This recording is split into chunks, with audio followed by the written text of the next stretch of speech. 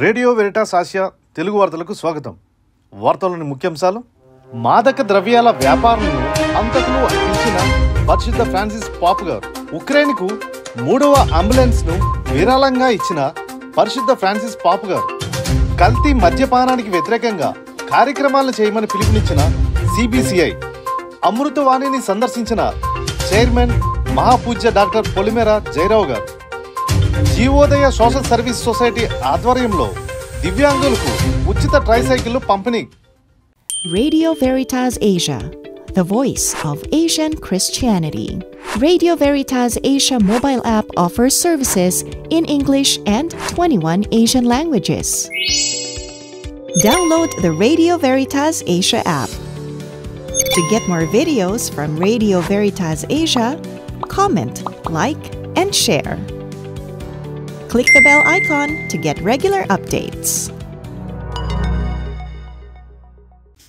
మాదక ద్రవ్యాల వ్యాపారులను హంతకులని పిలిచిన పరిశుద్ధ ఫ్రాన్సిస్ పాప్ గారు జూన్ 26న మాదక ద్రవ్యాల దుర్వినియోగం మరియు అక్రమ రవాణాకు వ్యతిరేకంగా ప్రపంచ దినోత్సవాన్ని పురస్కరించుకొని పరిశుద్ధ ఫ్రాన్సిస్ పాప్ గారు తన సాధారణ ప్రేక్షకులతో మాదక ద్రవ్యాల దుర్వినియోగం మరియు అక్రమ రవాణా సమస్యను ప్రస్తావించారు. పరిశుద్ధ ఫ్రాన్సిస్ పాప్ గారు మాట్లాడుతూ, మాదక ద్రవ్యాల దుర్వినియోగం సమాజాన్ని పేదరికం వైపు నడిపిస్తుందని, ఇది మానవ బలాన్ని మరియు నైతిక ధైర్యాన్ని తగ్గిస్తుందని మరియు మెరుగైన సమాజాన్ని జీవించాలనే కోరికను నాశనం చేస్తుందని అన్నారు.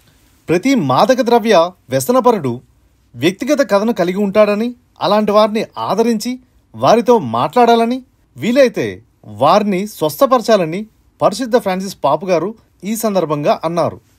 అయితే డబ్బు సంపాదించాలనే చెడు ఉద్దేశాలతో డ్రగ్ డీలర్లు మరియు వాటిని సరఫరా చేసే వారి పనులను క్షమించరానివే అని, వారు హంతకులు వంటి వారు అని ఫ్రాన్సిస్ పాప్ గారు అన్నారు. రష్యా ఉక్రెయిన్ యుద్ధం మొదలై 2 ఏళ్లు కావస్తున్న యుద్ధం ఇంకా ఆగిపోలేదు. ఒకరిపై ఒకరు దాడులు చేసుకుంటూనే ఉన్నారు. వేలాది మంది ప్రజలు తమ సర్వం కోల్పోయి సొంత వారిని పోగొట్టుకుని శరణార్థులుగా మిగిలిపోయారు. యుద్ధం వల్ల నష్టపోయిన ఉక్రెయిన్ వాసులకు పరిశుద్ధ ఫ్రాన్సిస్ పాప్ గారు మరోమారు తన స్నేహ హస్తాన్ని అందించారు. యుద్ధంలో గాయాల పాలైన వారిని దృష్టిలో పెట్టుకొని ఒక అంబులెన్స్ని, దాంతోపాటు విలువైన మందులను ఉక్రెయిన్ వాసులకు విరాళంగా ఇచ్చారు. మహాపూజ్య కార్డినల్ క్రోనాడ్ క్రివెన్సిక్ ఈ వెహికల్ను డెలివరీ చేసే వ్యక్తిగా ఉంటారు. మహాపూజ్య కార్డినల్ క్రివెన్సిక్ 2000 కిలోమీటర్లు ప్రయాణించి ఈ వెహికల్ను డెలివరీ చేయనున్నారు. ఫ్రాన్సిస్ పాప్ గారు రోమ్లోని జెమెల్లీ హాస్పిటల్ నుండి పెద్ద మొత్తంలో అవసరమైన మరియు ప్రాణాలను రక్షించే మందులను పంపుతున్నారు.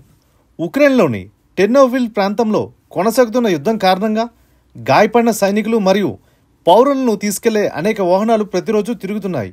ఇప్పుడు ఈ అంబులెన్స్ కూడా గాయపడిన వారిని రక్షించి వారి మద్దతుగా ఒక విలువైన సాధనంగా ఉపయోగపడుతుందని అక్కడ ఉన్న డాక్టర్లు తెలిపారు.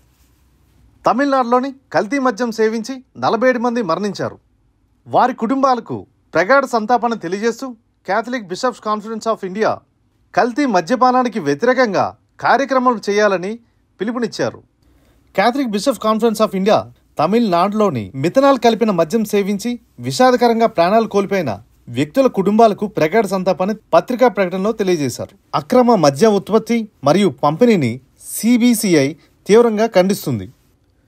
ఇటువంటి కల్తీ మద్యం ప్రజల ఆరోగ్యం మరియు భద్రతకు తీవ్ర ముప్పును కలిగిస్తుందని ఈ సందర్భంగా వారు తెలియజేశారు. కల్తీ మద్యంను రూపుమాపేందుకు పటిష్టమైన చర్యలు తీసుకోవాల్సిందిగా ప్రభుత్వాన్ని కోరారు.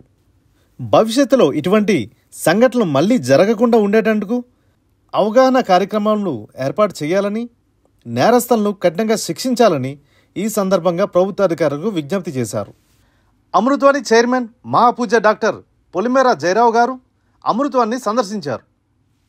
జూన్ 27న అమృతవాణి చైర్మన్ మహాపూజ్య డాక్టర్ పొలిమేర జయరావు గారు అమృతవాణిని సందర్శించారు.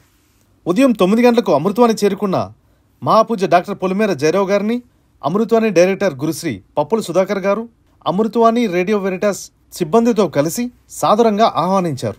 మహాపూజ్య డాక్టర్ పొలిమేర జయరావు గారు అమృతవాణి మరియు రేడియో వెరిటాస్ ఆసియా కార్యకలాపాల గురించి తెలుసుకున్నారు. రేడియో వెరిటాస్ ఆసియా తెలుగు సిబ్బందితో సమావేశమయ్యారు. కార్యాచరణలో తీసుకురావాల్సిన మార్పులను గురించి ఆయన సిబ్బందితో చర్చించి మార్గదర్శకాలను నిర్దేశించారు. రేడియో వెరిటాస్ ఆసియా తెలుగు సిబ్బందిలో నూతన ఉత్తేజాన్ని నింపారు. జీవోదయ సోషల్ సర్వీస్ సొసైటీ వారి ఆధ్వర్యంలో దివ్యాంగులకు ఉచిత ట్రైసైకిల్ను పంపిణీ చేశారు. జూన్ 25న కర్నూలు మేత్రాసనంలోని ఆదోని మండలంలో పెద్ద కడుమూరుకు చెందిన దివ్యాంగులకు ఉచిత ట్రైసైకిళ్లు మరియు వంట సరుకులు పంపిణీ చేయడం జరిగింది.